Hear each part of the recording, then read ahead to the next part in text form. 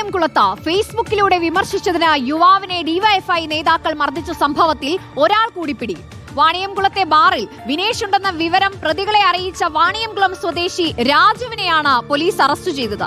ആക്രമണത്തിന് നേതൃത്വം കൊടുത്ത ഡിവൈഎഫ്ഐ ഷൊർണൂർ ബ്ലോക്ക് സെക്രട്ടറിക്കായി പോലീസ് തിരച്ചിൽ തുടരുകയാണ്.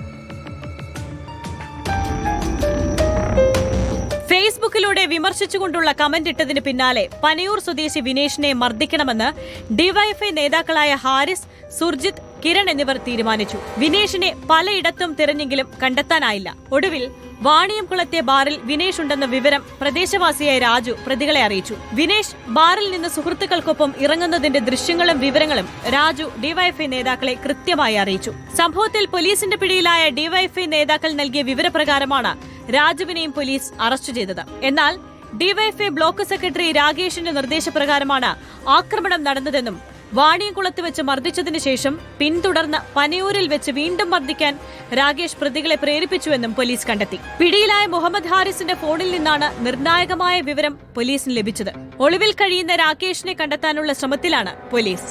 റിപ്പോർട്ടർ, പാലക്കാട്.